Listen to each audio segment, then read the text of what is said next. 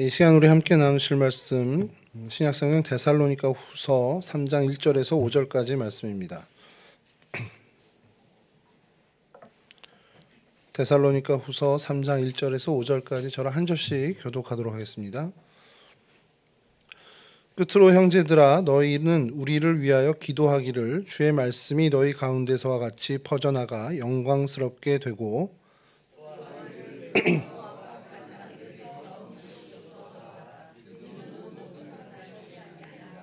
주는 미쁘사 너희를 굳건하게 하시고 악한 자에게서 지키시리라.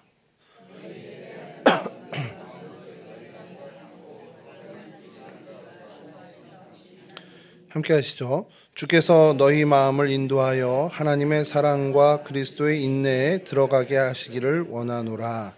아멘. 오늘 저희가 함께 살펴볼 성경의 장소는 데살로니가입니다. 데살로니가는 서신서 이름 자체가 데살로니가서가 있어서 저희가 좀 친숙한데요. 이 데살로니가라는 이 이름, 지명의 이름은 데살로니케라는 이제 헬라어 원어에서 저희 이제 한국어 음역식으로 해서 데살로니가가 됐는데, 이 데살로니케라는 뜻은 데살리의 승리라는 뜻입니다. 데살리라는 단어에 플러스 니케가 붙었어요. 니케는 잘 아시겠지만 나이키입니다. 저희가 좋아하는 브랜드, 저만 좋아하는 브랜드 나이키입니다. 그래서 그 니케가 영어식으로 이제 나이키라고 하지만 승리라는 뜻을 갖고 있어서요. 그래서 데살리의 승리라는 뜻을 가진 그런 이름을 가진 도시입니다. 이렇게 설명드려야 소용없을 것 같고요. 이제 첫 번째 지도를 좀 전도사님 띄워주시면요. 이게 이제 지중해라는 건 이제 저희가 많이 한 1년여를 좀 살펴봤으니까 이제 아실 테고요. 현재 지도입니다. 현재 지도에 이제 그리스가 저 위에 있고요. 그다음에 알바니아나 마게도니아 또 불가리아랑 이렇게 인접해 있는 그쪽에 데살로니키라는 이제 실제 지금 발음은 데살로니키라는 도시입니다. 저곳에 있고요. 그래서 그리스가 남부하고 북부하고 사실 문화가 좀 다르다고 합니다. 그래서 북부는 사실 저 마게도니아 이제 지역, 성경에 나오는 마게도니아 지역으로 이제 이름이 붙여져서 우리가 잘 아는 이쪽 출신의 최고 유명한 사람은 이제 알렉산더 대왕입니다. 그래서 이 근처 사람이고요. 사실 알렉산더 대왕이 없었다면 더 유명한 사람이 하나 있는데 그건 좀 이따 좀 알려드릴게요. 그래서 저 지역인데요. 이곳이 이제 도시가 이제 건설된 곳입니다. 원래 근데 이 도시는요, 원래 여기서 좀 한 1km 정도 떨어진 곳에 터마라는 온천이 있습니다. 그래서 온천이 개발되면서 이 도시가 생성이 됐는데, 이제 사람들이 모인 거죠. 온천 근처에 모이게 됐는데, 이제 카산드라라는 왕이 있습니다. 그래서 마게도니아 왕이 의도적으로 이 도시를 좀 키워서 많은 이제 항구로 이제 계획 도시로 이제 키우게 됩니다. 그 키우게 되는 이유가 있는데, 이 알렉산더가 젊은 나이에 죽잖아요. 죽고 나서 그 왕권을 갖기 위해서 많은 쟁탈전이 일어나고 이 카산드라 왕이 그것을 어떻게 보면 쟁취하게 됩니다. 근데 그 과정에서 알렉산더의 친모를 죽이게 되는 사건이 일어나요. 그러니까 이제 민심이 많이 이반되게 되죠. 근데 그렇게 이제 죽이게 됐는데 알렉산더의 이복 누이였던 여인인데 그게 이제 카산드라의 부인입니다. 그래서 그 카산드라의 부인이 알렉산더의 이복 누이다 보니까 어떻게 보면 알렉산더랑 혈연이잖아요. 그래서 이 사람 이름을 따서 그 여인 이름이 데살로니입니다. 그래서 데살로니가라는 이름을 갖고 있는 이 여인의 이름을 따서 이 도시를 계획 도시를 크게 이제 건설을 하게 되죠. 민심을 어떻게 보면 수습하는 차원에서 짓게 된 도시가 바로 이 데살로니가라는 도시입니다.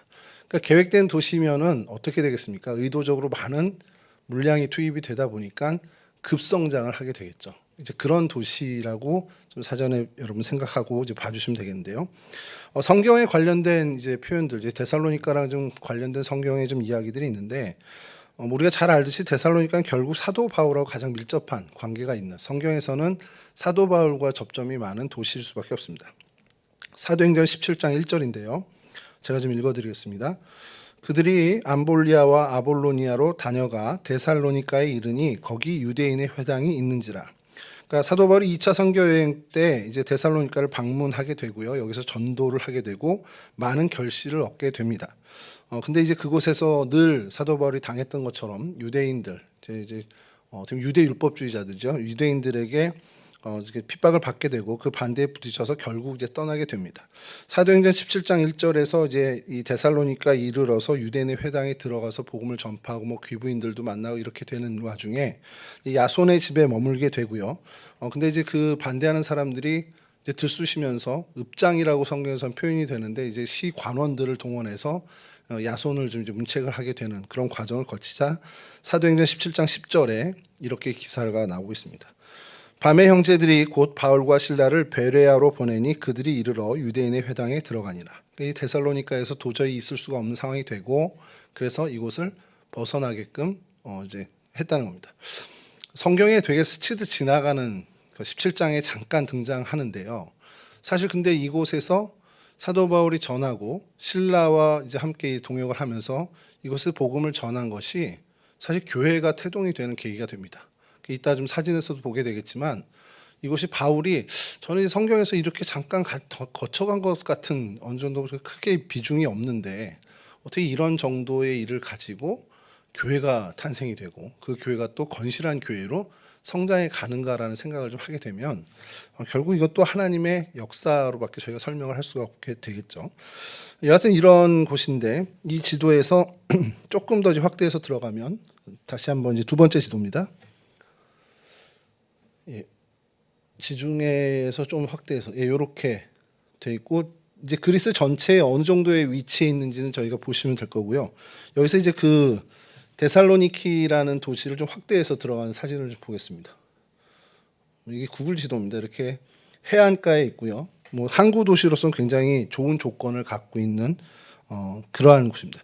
여기까지만 지도를 좀 살펴보다가 이 데살로니가 제가 요번에 좀 알게 됐는데 좀 가볼 만한 곳이 많더라고요. 그래서 블로그도 많이 한국 사람들이 이곳에 다녀간 그 흔적들이 많아요. 그래서 좀 더 확대해서 크기는 크게 확대한 건 아닌데 좀 포인트를 좀 찍었습니다. 다음 사진 보여주시면 예, 이게 좀 가까이 오셔서 보셔야 되는데 이게 좀 프린트해서 나눠드려야 됐나 싶기도 하고요. 여기 보면 데살로니키 이 도시에 이쪽 아래 보면 아리스토텔레스 광장도 있고 아야 소피아 성당이나 저 아리스토텔레스 대학도 있고요. 그다음에 레프코스 피르고스라는 이 랜드마크입니다. 이것도 이따 사진 보여드릴 텐데 그리고 그 옆에 알렉산더 동상도 있고요. 이렇게 시내 이쪽 항구 주변으로 굉장히 많은 유적들이 좀 모여 있습니다. 그리고 이 유적들과 별개로 저희가 관심이 갖는 것들은 교회죠. 그래서 저쪽 여러분 보시는 화면에 살짝 중심에서 오른쪽 보면 동그라미 그 빨간 동그라미 두 개가 이렇게 있는데 잘 안 보이시겠지만 사도 바울 기념교회와 밑에는 신라와 디모데 기념교회가 있습니다. 그러니까 사도 바울이 거쳐간 도시다 보니 당연히 사도 바울 기념교회는 이제는 우리가 알잖아요. 이렇게 살펴보면 사도 바울이 거친 동네는 사도 바울 기념교회가 있더라. 이게 이제 거의 룰이 된 건데 국룰처럼 됐는데 그렇게 이쪽에 모여 있습니다. 현재는 한 200만 정도의 사람이 모이는 도시고요. 그러다 보니까 현재 그리스의 수도인 아테네 다음으로 큰 도시. 그러니까 저희로 치면은 서울이 있고 그다음에 부산이 이제 항구로서 제2의 도시인 것처럼 여기도 이 데살로니키가 제2의 도시의 그 위상을 갖고 있습니다. 이제 설립 배경을 좀 말씀드리면 아까 말씀드린 것처럼 알렉산더가 33세 죽음을 맞이하게 되고요.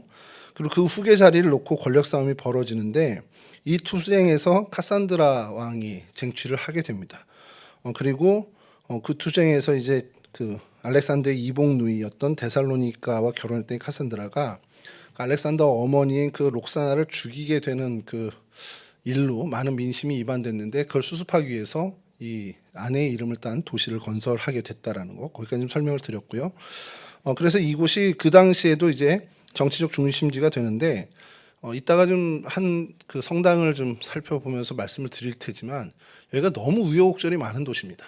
그러니까 이게 그리스정의 동방교회의 도시였어요. 그러니까 동방교회의 지역에서 동방교회에 이렇게 문화에 있었는데 십자군 원정으로 인해서 이곳이 좀 찬탈되면서 이제 로마 카톨릭 휘하에 머물게 되고요.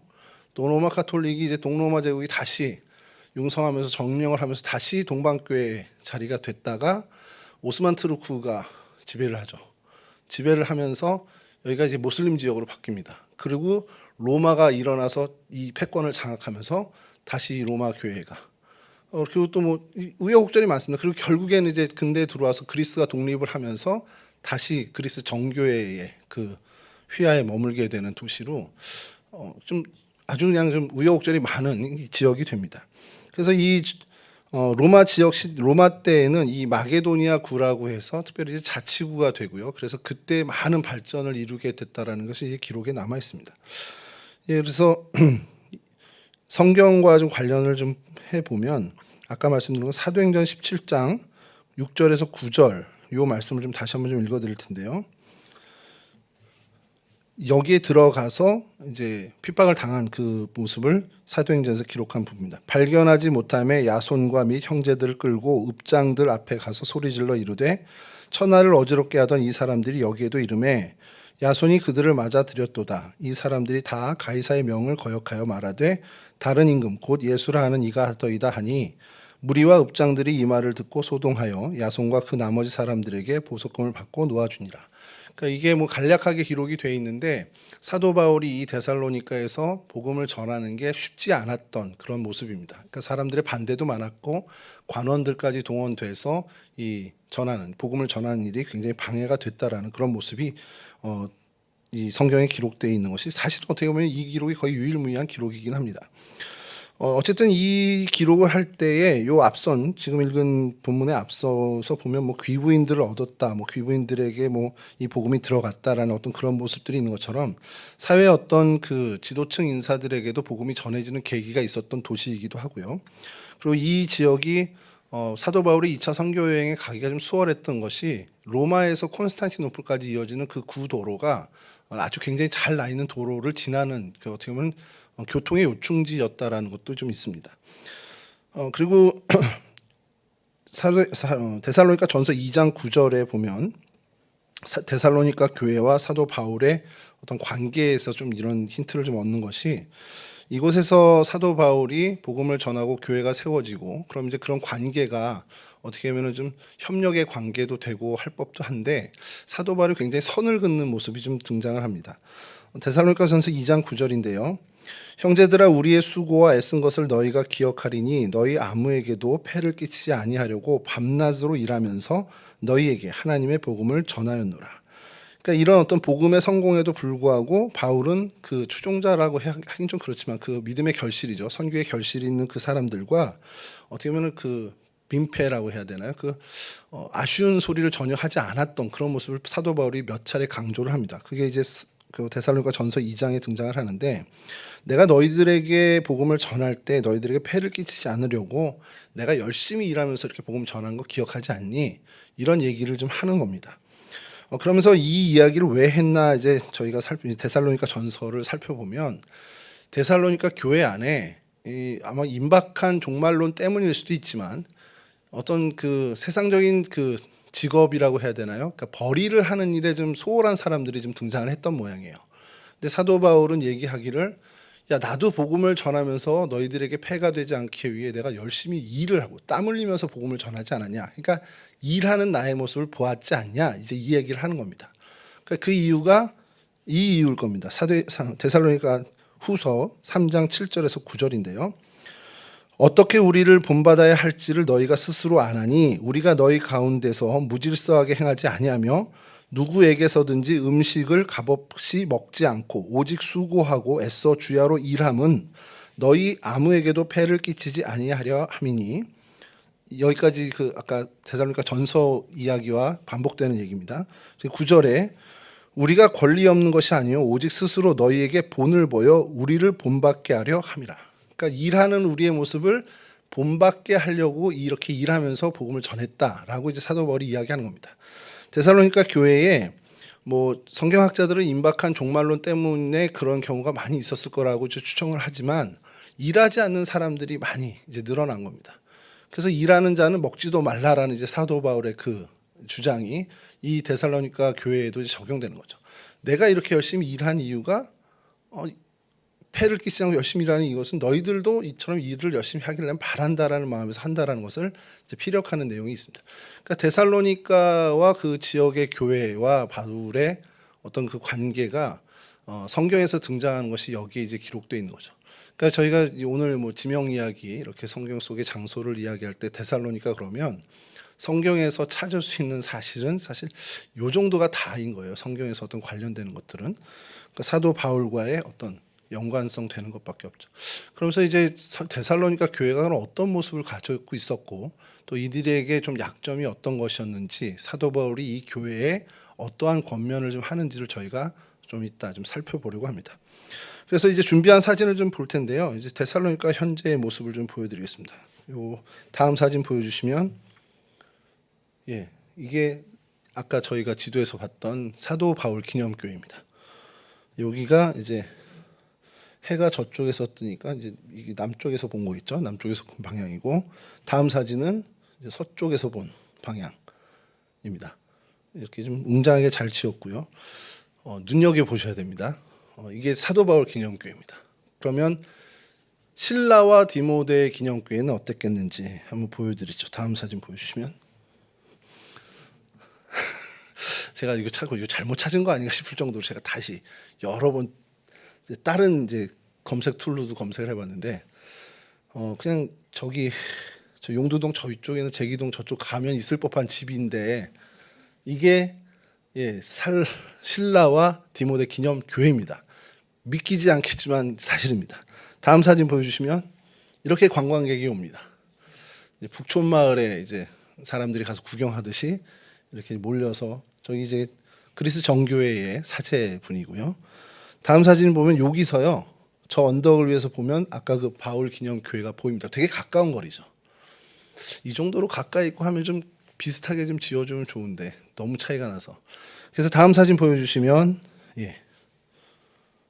이게 이제 그 저녁에 이 관광객들을 상대로 이제 정교회 그리스 정교회에서 미사를 드리는 그러한 장면을 어느 블로그가 이렇게 올려주셨더라고요. 그래서 운치는 있죠. 이제 성당 안에서 하는 것보다는 운치는 있는데 그러니까 규모 면에서 굉장히 큰 차이가 좀 놀랬고요. 다음 사진 보여주시면 이거 뭐 유조인 장로님이나 좀 읽으실 줄 알겠지만 헬라어로 쫙 되어 있습니다.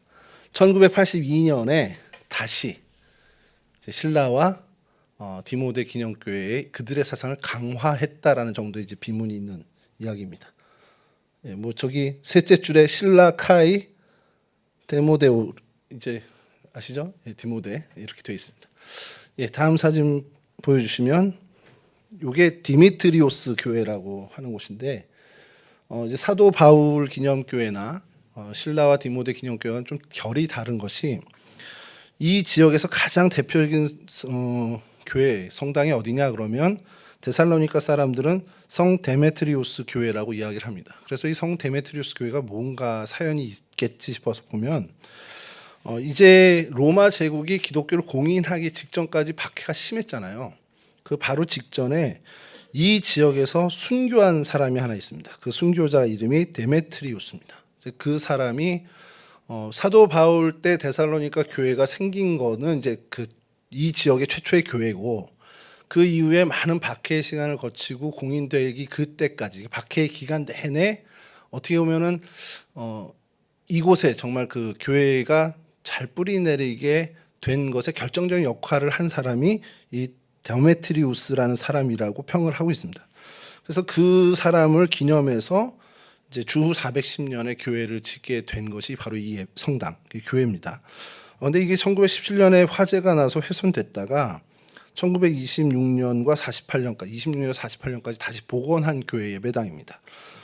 그리고 이 교회 안에 사진을 구하다 못 구했는데 성화가 있는데 이제 모자이크 성화가 굉장히 유명한 게 있대요. 그래서 제가 2개를 찾았는데 진짜 어느 건지 몰라서 올리진 못했는데 그런 게 있답니다. 그래서 혹시라도 나중에 그리스 여행을 가게 되시면 이곳에 가셔서 그 모자이크가 뭔지를 한번 좀 찾아보셨으면 좋겠습니다. 자, 그리고 이곳과 더불어 유명한 이제 성당 예배당이 하나 있는데 다음 사진 보여주시면 이게 소피아 성당입니다. 뭐 다 비슷비슷하죠. 벽돌을 이렇게 지어 올리는 것. 이 다음 사진 보여주시면 여기 이제 반대편에서 찍은 이제 소피아 성당인데 여러분 이제 소피아라고 그러면 이제 성 소피아 그러면 마리아를 얘기합니다. 마리아를 얘기하는데 세계 각국에 이제 성 소피아 성당이 많죠. 이제 정교회 쪽에도 있고 가톨릭 교회도 이제 성당이 있는데 뭐 저희 기독교 개신교에서만 뭐 마리아 교회는 뭐 아직은 제가 못 들어본 것 같습니다만 그 성인의 이름을 가지고 교회 예배당을 짓는 곳이 참 많이 있습니다. 가톨릭도 그렇고 정교회도 그렇고요. 그래서 이곳인데 이 평가가 뭐냐면 유네스코에 등재될 정도로 여기가 굉장히 이 건축물이 아름답다고 이제 평가를 받습니다. 그래서 동방교회 예배당으로 이제 건축이 됐는데 이 소피아 성당이 좀 나름대로 특색을 갖는 이유가 아까 말씀드린 것처럼 처음에 이제 콘스탄티노플에서 이제 떨어져 나온 동방교회가 이제 이스탄불 콘스탄티노플에서 로마로 가는 그 여정에 그 길 가운데 있는 이 데살로니카에 이 성당을 지었단 말이에요. 그러니까 이건 정교회로 지어진 겁니다. 이제 동방교회로 지어진 건데 십자군 원정 때 이 지역이 카톨릭 지배하에 머물게 돼 로마의 지배하에 머물게 되면서 카톨릭 교회로 변경이 됩니다. 그리고 다시 동로마 제국이 이 땅을 되찾으면서 정교회 성당으로 복원이 돼요. 그리고 이후에 오스만 제국이 이 지역을 이제 패권을 장악하죠. 그러면서 여기가 이슬람 사원으로 변경이 됩니다. 그리고 난 다음에 이제 발칸 전쟁이 벌어집니다. 유럽의 발칸 전쟁이 벌어지고 이제 그 승리한 그리스가 이 지역을 이제 원래의 그리스가 이제 다시 본토를 되찾은 거죠. 그러면서 다시 그리스, 그러니까 어떻게 보면 그리스 히랍 정교, 그리스 정교회의 성당으로 환원이 됩니다. 이 우여곡절을 다 겪었어요. 그럼 이제 끝났겠다 싶었는데 세계 제1차 대전이 벌어지면서 폭격을 받고 그럼 이것도 끝났나 싶었는데 1978년에 대지진이 일어나면서 성당 일부가 또 훼손이 되는 여러 우여곡절을 다 겪었음에도 유네스코에서 등재한 이유가 원형을 가장 잘 보존한 성당, 그러니까 소피아 성당 중에 원형을 가장 잘 보존한 성당이라고 평을 해서 유네스코 세계유산에 등재가 됐습니다. 뭐 저도 간 건 아닙니다. 인터넷 자료고요. 어쨌든 이 부분에 대해서 여러분도 혹시 가시면 이게 그렇게 유명한 성당이래. 그리고 이게 중요한 이 자리가 좀 유명한 것 이유가 콘스탄티노플 지금 이제 터키라고 자꾸 이제 입버릇처럼 나오는데 튀르키예 발음도 좀 어렵습니다. 튀르키예 수도인 이스탄불이 동방교회의 원래 중심이었던 콘스탄티노플입니다. 그리고 콘스탄티노플에서 서방교회 중심인 로마까지 가는 길이 있습니다. 그 가는 길 이름이 에그나티아라는 길이에요. 굉장히 유명한 길입니다. 그 에그나티아 그 길 가운데 이 그리스를 지나가는 게 바로 여기 지역입니다. 소피아 성당 바로 앞길을 지나가요. 이따 지도를 다시 한번 볼 텐데 그 지역에 있기 때문에 이 성당이 당연히 이 십자군도 그 길로 왔을 거고 그리고 많은 이제 우여곡절을 겪을 때 중심에 있었음에도 불구하고 원형이 잘 보존됐다는 의미를 갖는 그러한 성당입니다.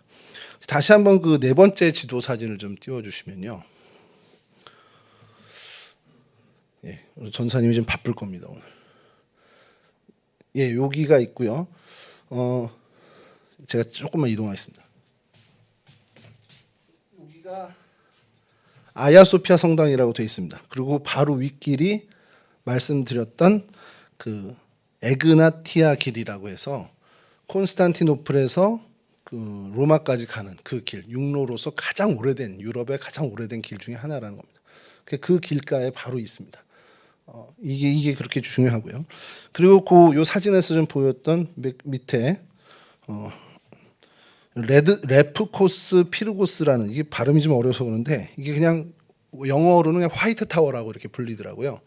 그 사진인데요. 다음 사진 그 사진 전에 그 에그나티아 길을 좀 보여드리면 저 길이 굉장히 넓은 길은 아니고요.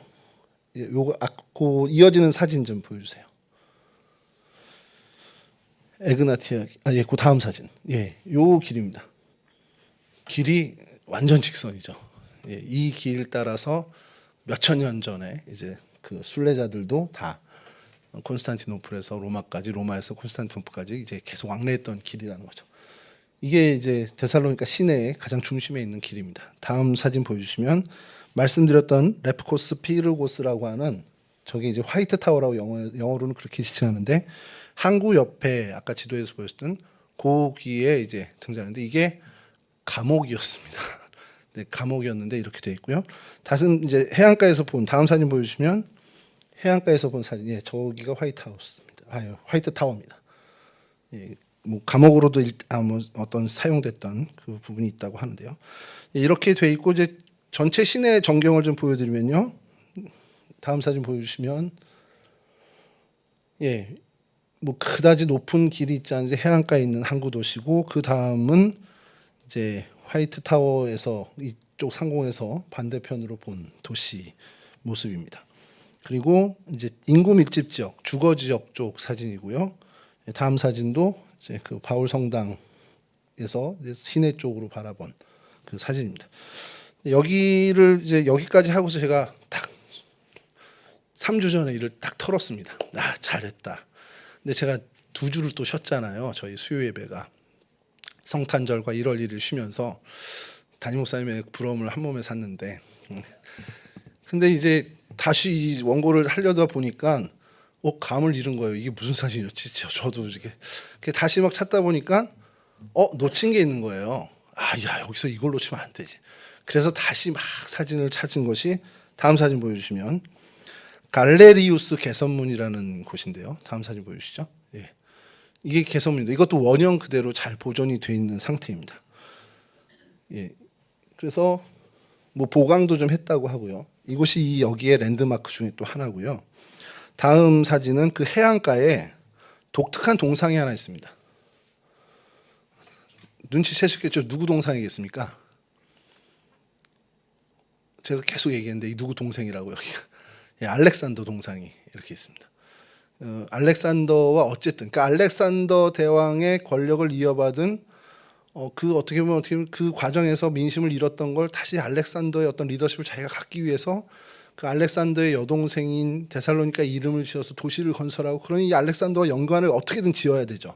그래서 가장 넓은 광장을 알렉산더 광장이라고 명명하고, 거기에 뭐 이거는 아니죠. 뭐 이제 알렉산더를 기념하는 물품이 있었는데 이제 근래에 들어와서 알렉산더 광장을 이렇게 알렉산더 동상을 세우면서 그리스 사람들이 뭐 어떻게 보면 그리스에서 배출한 굉장히 위대한 역사적인 인물이죠. 그런 얘기 하더라고요. 요즘 젊은 친구들 사이에서 어느 학교 아니면 어느 지역 뭐 이렇게 얘기하면 평택이라는 도시가 만약에 있으면 야, 평택 최고 아웃풋이 누구야? 뭐 이렇게 얘기해요. 그래서 무슨 말인가 했어 그랬더니 평택 출신 최고 잘 나가는 사람이 누구야? 그런 식으로 얘기하는 겁니다. 뭐 평택 제일의 아웃풋이 누구죠, 여러분? 그러면 예, 방광일입니다. 예, 방광일입니다. 예, 그렇게 이제 뭐 나중에 뭐 들으죠. 동성의 제일 뭐 동성 제일 가는 아웃풋이 누구야? 그러면 이제 누구 얘기를 하듯이 이렇게 되겠죠. 이제 알렉산더가 사실 그리스 사람들에겐 최고의 아웃풋인 겁니다. 자기들 가운데 정말 위대한 역사적 인물로 그 유럽과 아시아까지 해서 패권을 장악했던 인물이라는 거죠. 그 관점에서. 그래서 알렉산더를 곳곳에 어디 가나 이제 기념할 수밖에 없는데, 이 알렉산더가 없었다면 최고의 아웃풋이 될 수 있었던 사람이 또 한 사람이 있습니다. 아까 지도에서 살짝 제가 언급을 했는데 바로 이 사람입니다. 다음 사진 보여주시죠. 이 사람이 누구겠습니까? 절대 알 수가 없죠. 아리스토텔레스입니다. 아리스토텔레스가 그리스의 아웃풋이 아니라 데살로니카의 아웃풋입니다. 여기가 그 사람 고향이래요. 그래서 아리스토텔레스 광장도 있고 동상도 있고 심지어 아리스토텔레스 대학이 있습니다. 아까 그 사진에 저희가 바울교회, 신라와 디모데 교회 바로 밑에 아리스토텔레스 대학이 있습니다. 그러니까 그 정도의 유명한 사람일 텐데 알렉산더에 묻혔죠. 그런 정도입니다.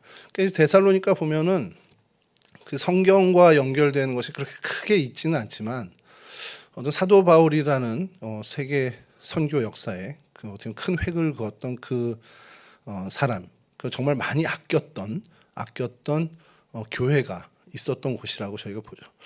뭐 약간의 논란도 있을 수 있지만 서신서 중에 제일 먼저 기록된 서신이 어디냐 그러면 데살로니가 전서로 이제 보통 얘기를 합니다.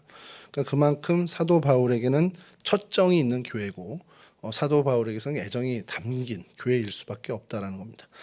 물론 이제 뭐 서신서의 어떤 성경적인 어떤 걸로 본다면 로마서나 뭐 에베소서에 뭐 이렇게 번가긴 좀 어렵겠지만 그래도 어떤 선교 역사에 있어서 사도 바울이 애정을 가졌던 교회, 그 교회가 있던 도시 바로 데살로니카라는 거. 그러면서 이제 오늘 본문인 데살로니가후서 3장 1절에서 5절을 가지고 저희 좀 말씀 좀 나누고 싶은 것이, 이 오늘 저희가 읽었던 이 본문은 데살로니가 교회에 이제 바울이 부탁을 하는 겁니다. 이 부탁을 할 때에 바울이 머물렀던 곳은 고린도라는 도시입니다. 고린도에 머물고 있는 자신과 우리 선교팀을 위해서 좀 기도해 다오라고 데살로니가 교회 사람들에게 요청을 하는 것으로 오늘 데살로니가전서 3장이 시작되는 겁니다.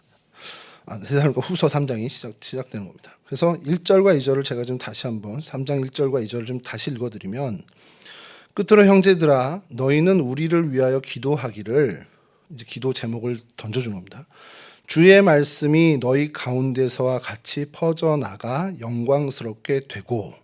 그러니까 데살로니가에서 주의 말씀을 전했을 때 정말 힘있게 말씀이 퍼져나가지 않았니? 그러니까 그러한 역사가 지금 우리가 고린도에 있는데 여기서도 좀 벌어졌으면 좋겠어. 같이 기도해줘. 이 얘기를 하는 겁니다. 2절이 또한 우리를 부당하고 악한 사람들에게서 건지시옵소서 하라. 근데 이거 할 때 우리가 데살로니가에서도 당했잖아. 부당한 처우를 받고 핍박과 박해가 있을 텐데 그 부당한 핍박에서 악한 사람들에게서 우리를 건져 주시기를 위해서 함께 기도해 다오라고 이 데살로니가 후서 3장이 시작이 되는 겁니다. 굉장히 단기간의 사역으로 교회가 세워졌죠, 데살로니가에. 근데 그 데살로니가에 이 단기간의 사역이라고 하기엔 너무 어울리지 않게 이 굉장히 왕성한 그리스도의 복음의 왕성함이 있었고, 그래서 데살로니가 교회가 세워졌다는 겁니다. 그 역사가 고린도에서도 동일하게 나타나기를 바라면서 기도를 요청하는 장면입니다. 데살로니가 교회를 통해서 바울이 굉장히 거창하고 어떤 심오한 성경, 그리고 어떤 해석이나 뭐 신학적인 어떤 그런 걸 통찰을 가지고 교회를 세운 게 아니었다는 걸 스스로가 잘 알잖아요. 가서 뭔가 신학적인 최고의 어떤 아카데믹한 것을 강의하고 그걸로 인해서 막 지식자들, 식자층이 모여들고 그래서 세워진 게 아니라 복음에 대한 확신과 실천을 가지고 교회를 세운 것을 경험한 것이 사도 바울입니다. 그러다 보니까 고린도에서도 동일하게 사역을 할 수 있기를 바라는 소망을 가지고 있었고, 사실 또 그렇게 해야 건강한 교회가 세워진다는 것을 알았기 때문에 기도를 요청한 거죠. 실제로 바울이 고린도에서 1년 반 정도를 머물면서 교회를 세우게 됩니다.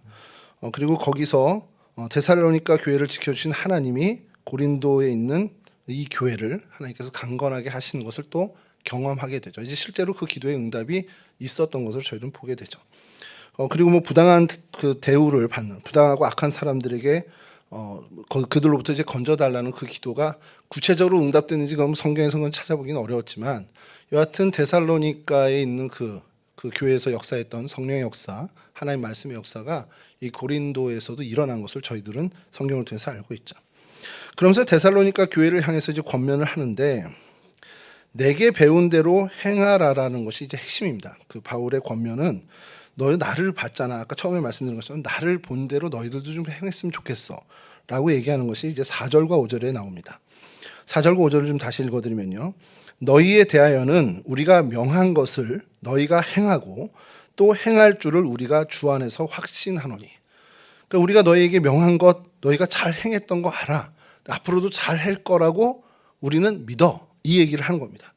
그리고 5절이 좀 중요한데요, 주께서 너희 마음을 인도하여 하나님의 사랑과 그리스도의 인내에 들어가게 하시기를 원하노라. 이게 사도 바울이 데살로니가 교회와 그 교인들을 위해서 기도하는 첫 번째 기도, 그러니까 어떻게 보면 가장 중심이 되는 기도입니다. 하나님이 너희의 마음을 인도하셔서 하나님의 사랑과 그리스도 인내에 너희들이 들어가길 내가 기도할게. 그 얘기를 하는 거죠. 사실 오늘 말씀은 이 5절을 가지고 좀 준비를 하게 됐습니다. 이 5절이 계속 마음속에 머물게 되는데, 여러분 우리가 하나님의 말씀에 대해서 듣고 또 깨닫게 되고, 그리고 그 가르침을 갖게 되면 어떻게 보면은 실천하는 게 당연한 거죠. 바울과 같은 사람이 만약에 말한다, 그럼 우리는 당연히 들어야죠. 근데 사실 그게 바울이 어떤 많이 배워서 또 어떤 학식이 뛰어나서도 있겠지만, 사실 그거보다는 사도 바울의 어떤 삶과 그 모습이 귀감이 되기 때문에 더 많이 저희가 끌리게 되는 것이 사실입니다. 오늘날도 마찬가지죠. 우리의 신앙의 선배들이 우리에게 신앙에 대해서 이야기할 때 그분이 성경에 대해서 많이 알아서 성경을 정말 몇 장 몇 절로 탁탁 유연하고 사도행전을 다 외워 이렇게 해서 우리가 그분의 말이 힘이 우리에게 있는 것이 아니라, 그분의 신앙의 삶을 우리가 알고 신앙의 모범적인 모습을 봤기 때문에 우리의 마음이 그분의 어떤 말, 그분의 어떤 이야기에 경청하게 되고 영향을 받게 되는 것이라는 겁니다. 여러분 이 사도 바울이 이 데살로니가 교회에 이와 같은 역할을 했던 사람이고 그런 어떤 놀라운 모습으로 계속해서 그 권면했던 것들을 데살로니가 교회가 그 교인들이 계속해서 실천해 나갑니다. 그런데 사도 바울이 이러한 이야기를 한 것이 무언가 모르게 이들에게 조금은 결여된 뭔가가 보인 거죠. 사도 바울이 너 다 잘해. 너희 10가지 있으면 10가지 다 잘해. 그럼 권면할 게 없습니다. 근데 데살로니가 교회에 사도 바울이 권면을 한 것이 바로 이 5절이 핵심이라는 겁니다. 하나님의 사랑이라는 부분, 그리스도의 인내라는 부분에 대해서 내가 기도하면 기도할수록 이 두 부분이 너희 교회를 위해서 자꾸 기도하게 되네? 이 얘기를 하는 겁니다. 이건 반대로 얘기하면 데살로니가 교회에 뭔가 모르지만 사도 바울이 봤을 때 뭐 불편한 것까지는 아닐 수 있지만 사도 바울이 봤을 때 사도 바울의 기대에 조금은 좀 못 미치는 것이 하나님의 사랑이라는 부분과 그리스도의 인내라는 부분이었을 것이라는 겁니다. 여러분, 성도들을 향한 하나님의 사랑, 이거는 뭐 바울을 비롯한 모든 사도들이 늘 가리키고 또 전했던 설교, 그 복음의 핵심입니다. 하나님이 당신의 백성을 얼마큼 사랑하는지, 그 한없는 사랑은 복음을 가르치는 그것의 핵심 주제일 수밖에 없습니다. 사도 바울도 마찬가지죠. 에베소서 3장 18절 19절에 사도 바울은 이렇게 얘기합니다. 능히 모든 성도와 함께 지식에 넘치는 그리스도의 사랑을 알고 그 너비와 길이와 높이와 깊이가 어떠함을 깨달아 하나님의 모든 충만하신 것으로 너희에게 충만하기를 구하노라. 이 하나님의 사랑은 세상에서 이야기하는 사랑과는 전혀 질적으로 차원적으로 다른 사랑입니다. 독생자 예수 그리스도를 죄인을 위해서 죽이기까지 하신 그 사랑이라는 것, 이것이 복음의 핵심이었죠. 바울은 그 사랑을 여러 표현으로 다르게 표현을 합니다. 뭐 긍휼에 풍성하신 하나님이 우리를 사랑하신 그 큰 사랑, 에베소서는 이렇게 얘기하고요. 또 에베소서 8장에선 측량할 수 없는 그리스도의 풍성이라는 표현도 하고요. 그러니까 이런 어떤 어마어마한 사랑을 우리에게 쏟아 부어 주셨는데, 지금부터가 좀 중요합니다. 이 쏟아 부어 주신 사랑을 우리가 그럼 우리의 마음의 그릇에 담아내자라는 표현을 좀 하잖아요. 근데 이게 사실 담을 수가 없는 거예요. 저희의 뭐 마음의 그릇, 그래서 우리가 얼만큼 마음의 그릇을 넓혀서 하나님의 사랑을 담아야지, 주님의 사랑을 우리 마음에 이렇게 머물게 하고 주님이 머물게 해야지. 사실 사도 바울의 얘기는 그 개념이 아닙니다. 사도 바울은 오늘 5절에서 이야기한 것처럼 오히려 하나님이 너희들을 이끌으셔서 그 사랑의 바다, 사랑 안에 담그시겠다라는 표현, 그러니까 약간 그런 표현이 맞는다는 거죠. 그러니까 오히려 우리가 그 하나님의 사랑이라는 바다 속에 빠지게끔 하는 어떤 그런 개념으로 얘기를 하는 거다. 하나님의 사랑을 우리가 담는 게 아니라 오히려 우리가 하나님 사랑에 빠져드는, 그러니까 내 안에 사랑을 넣는 게 아니라 내가 그 사랑 안에 들어가는 그런 차원의 얘기를 하는 겁니다. 그러니까 쉽게 얘기해서 대한민국 영토 안에 있으면 대한민국의 통치를 받죠. 아닌가요? 맞아요. 평택 K55시 가면은 거기 캘리포니아 주법을 따른다고 하더라고요. 근데 어쨌든 대한민국 영토 안에 있으면 대한민국의 법을 따르게 돼 있습니다. 하나님의 은혜 안에서, 하나님 안에 있습니까? 하나님 은혜 안에 있으면 하나님의 은혜의 통치를 받게 된다라는 겁니다. 그러니까 통치라는 것이 그렇죠. 내가 선택하는 게 아니잖아요. 나 여기 있는데 이 법은 따르고 이 법은 안 따를 때 이게 안 되고, 이 여기에 있는 한 모든 이 통치에 내가 적용을 받을 수밖에 없다라는 거예요. 대한민국 안에 살고 있으면 대한민국을 따르지 않을 방법이 없는 겁니다. 내가 선택할 문제가 아닌 거죠. 근데 세상 통치와 하나님의 통치가 좀 차이가 있는 거죠. 세상 통치는 그 안에 머물면 내가 따라야 되고 내가 주도적으로 그걸 지키기 위해서 몸살려야 되고 준비하고 내가 이거 해야 되는구나 해서 내 노력과 내 힘으로 따라가야 되는 게 맞는데, 하나님의 통치는 좀 다른다는 거예요. 결이 다른 게, 내가 그 안에 머물면, 하나님의 통치 안에 머물면 하나님의 은혜가 나를 채우고 나를 감싸고 그래서 나를 이끌어 간다는 거예요. 내가 뭔가를 하는 게 아니라 그 은혜가 나를 사로잡아서 나를 끌고 간다는 겁니다. 그게 바로 성령의 역사죠. 그러니까 하나님의 법이 우리를 이끌어 가는 것이 하나님의 통치 방법이라는 겁니다. 그러니까 사도 바울이 얘기하는 건, 너희들이 하나님의 법을 따르기 위해서 애쓰고 이런 것, 그거 옛날에 율법 때 한 거야. 그게 아니라 너희가 하나님 안에 머물기만 하면 그 은혜가 너희를 이끌어. 그 차원으로 은혜 안으로 들어가라라는 걸 얘기합니다. 은혜를 담아라가 아니라 은혜 안으로 빠져들어라. 이게 사도 바울의 계속 반복되는 표현입니다. 여러분 대표적인 예가 사랑에 있어서 대표적인 예가 저도 계속 큰 숙제인데 원수를 사랑하라라고 주님이 얘기하셔요. 이게 가당한 일인가 생각이 드는 거죠. 옆 사람이 좀 잘 되는 것만도 배가 아픈데 우리의 습성이 그런데 심지어 원수를 사랑하고 그를 위해 축복하라는 거 이게 가능할까? 불가능하죠. 내 성품, 내 성질, 내 의지대로 하면 이건 절대 이룰 수 없는 일입니다. 뭐 장담합니다. 여러분 중에 여러분 성격대로 하셔도 된다 그러면 제가 직을 걸고 요즘 뭐 직을 걸라는 얘기가 요즘 뉴스에 많이 나오는데 안 돼요. 안 되는데 하나님의 풍성하신 사랑 안에서 그 사랑에 압도당하면 가능한 일이라는 겁니다. 그러니까 내 안에 하나님의 사랑이 있어서 그 발휘하고 이게 아니라 내 자체가 내 전인적인 내 인격 자체가 하나님의 은혜와 하나님의 사랑 안에 빠져 있으면 그 사랑과 은혜가 나를 이끌어서 원수마저도 죄인으로 보는 게 아니라 나를 죄인으로 보게 되는 시선을 바꿔준다는 겁니다. 아, 저 사람한테 문제 있던 게 아니네. 나한테 문제가 있었네. 이렇게 하나님이 우리의 심정을 바꿔주시는 그 놀라운 은혜를 주신다는 겁니다. 그가 죄인이 아니라 오히려 내가 죄인이구나. 그런 은혜를 누리게 해주신다는 겁니다. 여러분 이렇게 사랑에 대해서 권면하는 바울이 그 사랑 안에 빠져라. 제발 이렇게 하면서 또 하나 권면을 하는 것이 데살로니가 교회의 인내라는 덕목을 이야기합니다. 그 인내는 바로 포기하지 않으시는 그리스도의 인내입니다.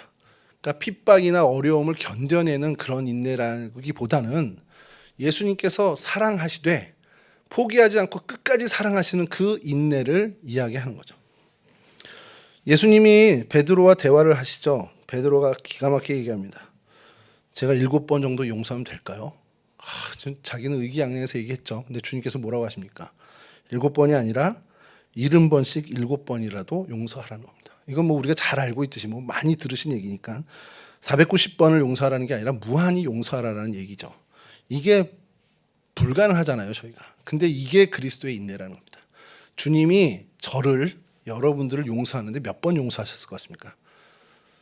1년에 한 번만 용서받아도 벌써 50번인데 제가 1년에 한 번만 용서받았겠습니까? 무수히 용서받았을 거예요. 그만큼 주님이 저를 참아주고 계신다는 겁니다. 그 인내를 배우라는 겁니다. 근데 어떻게 배워요? 뭐 학교 가면 가르쳐주나? 뭐 대학원 가면은 뭐 신학대 가면 가르쳐주나? 그게 아니죠. 그 인내를 어떻게 배우냐?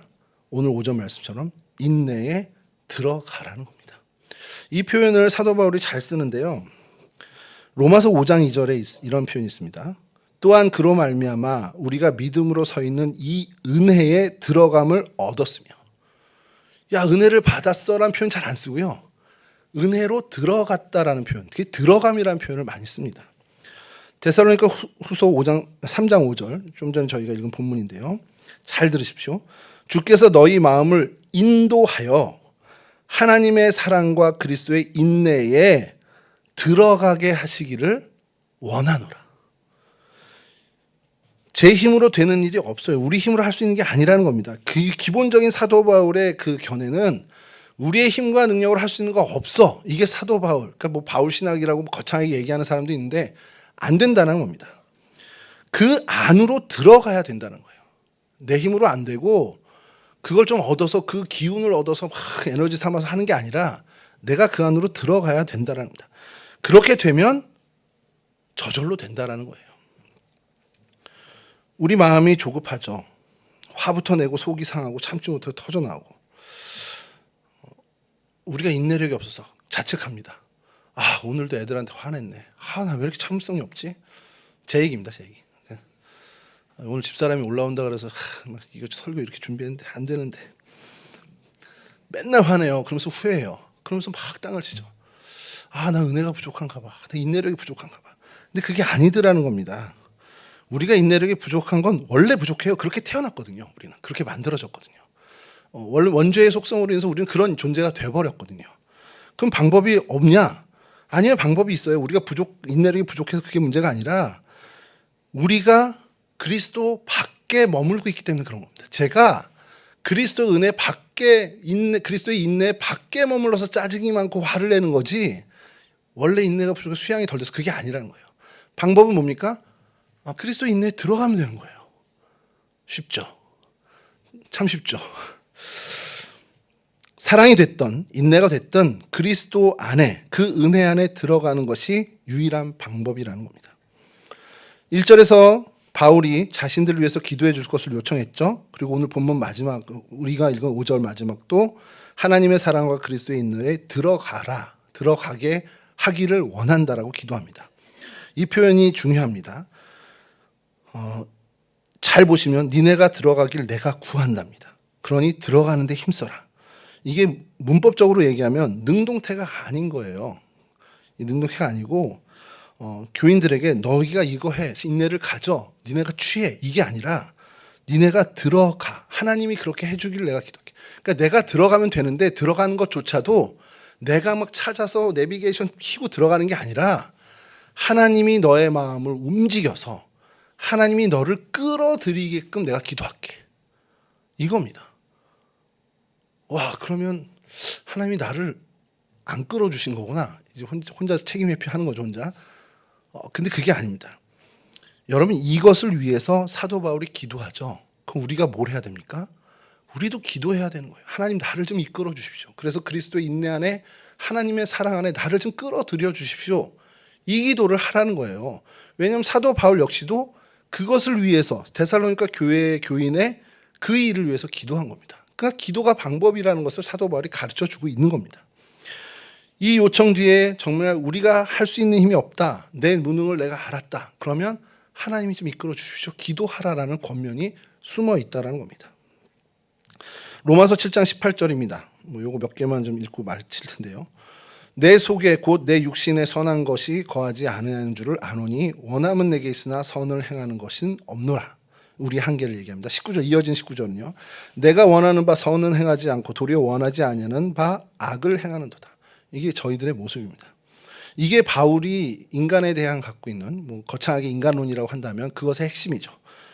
우린 타락한 인간은 못해. 그 선을 못 행해. 우리의 힘으로는 그 사랑도 그 인내도 찾지 못해. 그 은혜를 우리가 누릴 수 없어. 우리 힘으로는 안 돼. 이게 핵심이죠. 그럼 바울의 결론은 뭐냐? 하나님만 하실 수 있어. 이 얘기입니다. 로마서 8장 3절의 바울의 이야기입니다. 율법이 육신으로 말미암아 연약하여 할 수 없는 그것을 하나님은 하시나니 곧 죄로 말미암아 자기 아들을 죄 있는 육신의 모양으로 보내어 육신의 죄를 정하사.